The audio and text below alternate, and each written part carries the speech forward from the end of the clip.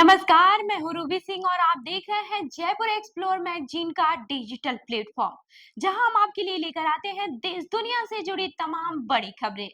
आपको बता दें कि बिहार में कांग्रेस और राजद की साझा रैली में प्रधानमंत्री नरेंद्र मोदी के खिलाफ कथित आपत्तिजनक टिप्पणी के बाद देश भर में राजनीतिक बयानबाजी का दौर शुरू हो गया है। इस मुद्दे पर अब बहुजन समाज पार्टी यानी कि बसपा की राष्ट्रीय अध्यक्ष और उत्तर प्रदेश की पूर्व मुख्यमंत्री मायावती ने भी अपनी प्रतिक्रिया दी है। हालांकि मायावती ने अपने बयान में न तो पीएम मोदी का नाम लिया और न ही राहुल गांधी या तेजस्वी यादव का सीधा जिक्र किया, लेकिन राजनीति के गिरते स्तर पर उन्होंने कड़ा ऐतराज जताया। आपको बता दें कि मायावती ने सोशल मीडिया प्लेटफॉर्म एक्स पर लिखा कि देश भर में खासकर राजनीतिक स्वार्थ के कारण राजनीति का लगातार गिरता स्तर बेहद दुखद और चिंताजनक है। उन्होंने कहा कि सभी राजनीतिक दलों को पार्टी के संविधान, विचार और सिद्धांतों के आधार पर राजनीति करनी चाहिए, ताकि करोड़ों गरीबों पर आम जनता के हित सुरक्षित रह सके। लेकिन बीते कुछ वर्षों में यह सही रूप से दिखाई नहीं दे रहा है। बसपा प्रमुख ने कहा कि देश के सामने विभिन्न प्रकार की आंतरिक और बाहरी चुनौतियां काफी बढ़ गई हैं। ऐसे में राजनीतिक दलों को जिम्मेदारी के साथ कार्य करना चाहिए। उन्होंने अफसोस जताते हुए लिखा कि खासकर चुनाव के समय यह प्रक्रिया और भी अधिक विषैली और हिंसक हो जाती है, जिससे देश का माहौल खराब हो जाता है।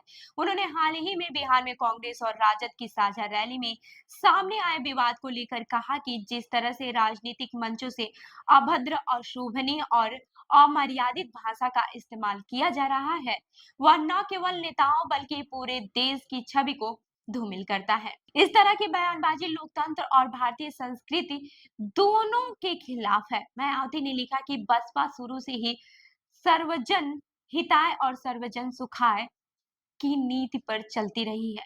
पार्टी संस्थापक बाबा साहब भीमराव अंबेडकर के सिद्धांतों पर चलते हुए बसपा ने हमेशा घृणा और स्वार्थ की राजनीति का विरोध किया है। उन्होंने कहा कि पार्टी का मानना है कि राजनीति का मकसद सिर्फ सत्ता हासिल करना नहीं होना चाहिए, बल्कि देश और समाज के व्यापक हित में होना चाहिए।